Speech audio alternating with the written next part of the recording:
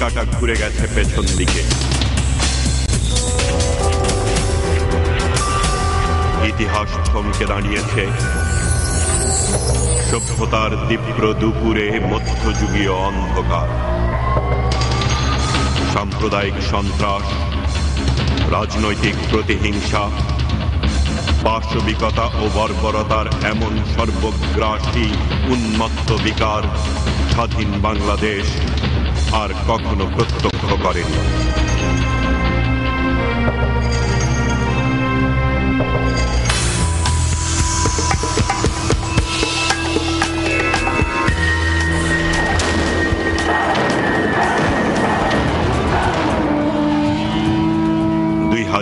থেকে 2006 সাল কি ঘটেছিল বাংলাদেশে? ফিরে দেখা, ফিরে দেখা, ফিরে দেখা, ফিরে দেখা।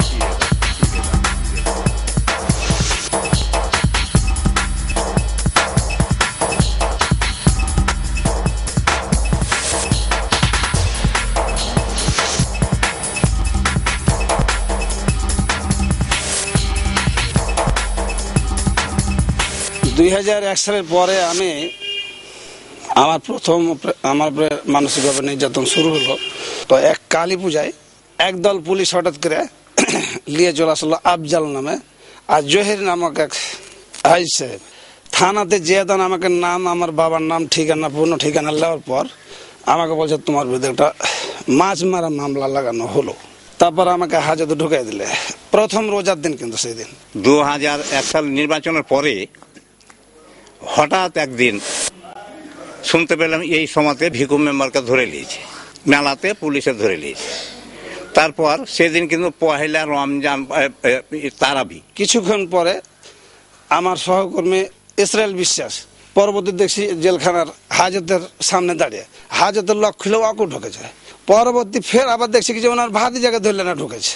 রাত্রি 11:15টার সময় আমার ঘুম ধরবো অবস্থা, আমার ওয়াইফ ডেকে বলছে বাইরে পুলিশ চালা করছে কেন। খুলে বাইরে দেখছি যে 8-10 জন পুলিশ। আপনার নাম? আমার নাম ইসরায়েল বিশ্বাস। আপনাকে থানায় যেতে হবে। নিয়ে গেল থানাতে। নিয়ে যাওয়ার পর দেখছি যে ভিক্ষু মেম্বার আছে হাজতে, আমাকে ঢুকালো, ভাতিজাকে ঢুকালো, 3 জনের মেলা থাকলাম। থাকার পরে ওখানে যে আমাকে ফের বাইরে করে ডাকলো, ডেকে নাম ধাম গ্রাম ওখানে যে কেস রেকর্ড করছে। এবং যে লোক আমাকে নিয়ে গেল এক এসআই দিলীপ বাবু নাম, পরিচিত ছিল আগে থেকে। বললো যে দাদা এই ব্যাপার, আমাকে ভাত খাইতে জানি এমপি সাহেব আর ওই সাদুল চেয়ারম্যান যে এখন যাও যে ওকে ধরেছে বাড়িতে এখন পেবে। এই মুহূর্তে আমরা না খেয়ে আপনার কাছে এসেছি, কিন্তু আপনাকে যে আমরা নিয়ে যাচ্ছি এটা আমাদের অন্তরটা কাঁদছে। তারপরে আমি 3 দিন হাজতে থাকার পর তখন আমি চলে এলাম বাসায়। আমি যাবি না এলাম, বেল দিল না। এখান থেকে এমপি সাহেব ম্যাজিস্ট্রেটকে বলে দিয়েছে ওরাকে হাজতে রাখতে হবে, বেল নামঞ্জুর করে দিলে। এইভাবে হাজতে রেখে 3 দিন পরে যাবে নিয়ে আসলাম। আসার পরে বিভিন্ন কেসে জড়িত করে ফৌজদারি আদালতগুলা এমপির মুঠের মধ্যে ছিল। ফের কয়েকদিন বাদ আমার কাছে প্রস্তাব রাখে কি যে যদি বিএনপিতে তুমি আসো তাহলে তোমার অভ্যাতি আছে, না হলে তোমার অভ্যাতি নাই। কারণ আমরা বিএনপিতে যাবো কেন, আমরা শেখ মুজিবের আদর্শে বিশ্বাসী। এই ধরনের আমাকে একটা মিথ্যা গুম কেস লাগিয়ে দিলে ওই গুমের ভিকটিম কারা লুকিয়ে রাখে। তারপর আমরা 1 মাস পরে যখন পেয়ে গেলাম ওকে নিয়ে যা, তখন আমি নগা কোর্টে যখন অনশিষ্টপুর করলাম ম্যাজিস্ট্রেটের সামনে। এমন একটা সময় এমপির নির্দেশে হালের গরু হাল থেকে খুলে নিয়ে না জবাই করে খেয়ে নিয়েছে বিএনপির লোকেরা, এবং সেই গোশগুলা বন্টন করে এমপির ওখানে গেছে, সাদুল চৌধুরীর ওখানে গেছে। গরু নিয়ে গেল ওই সালেক চৌধুরীর লোকেরা, বিএনপির কাডাররা। বাধা দিব কোথায়? আমি থানাতে যেতে পারছি না, কোথাও যেতে পারছি না।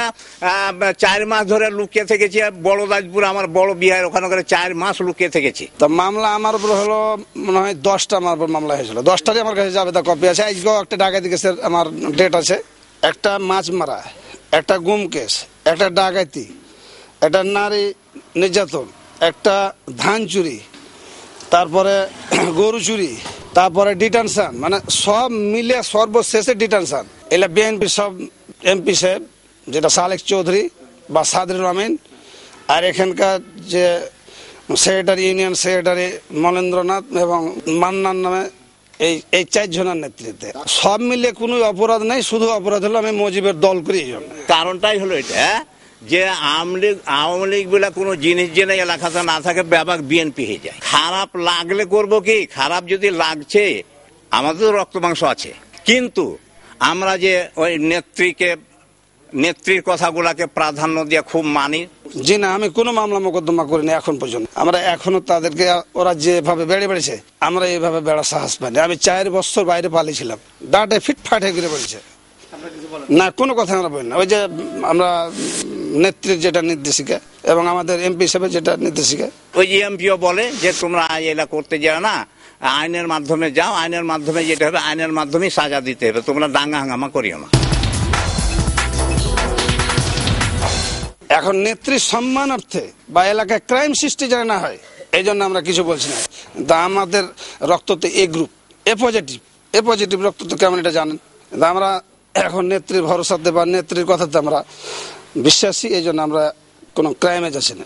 ওই আশাতে তো আমি সরকারের কাছে, যে বর্তমান সরকারের কাছে বিচার চাই, ওই আশাতে তো নীরবে আছে না। তো আমরা তো রক্ত মাংস দেহের মানুষ বাবা যান না, এটা আমি চাই সরকার যদি দৃষ্টান্তমূলক শাস্তির ব্যবস্থা নেয় তা আমরা সরকারের সাথে হাত মিলিয়ে যত রকমের প্রয়োজনীয় ব্যবস্থা আছে আমরা সেটাই নিতে বাধ্য হবো, কিন্তু আমরা নিজে কোনো হাত খেলাবো না। আমরা স্পষ্ট কথা আমাদের এমপি সাহেব বলেছে যে কুকুরে কামড়াচ্ছে, তাই বলে তোমরা যদি কামড় দাও তো তোমাদের মুখে তো লোম ভরে গেল।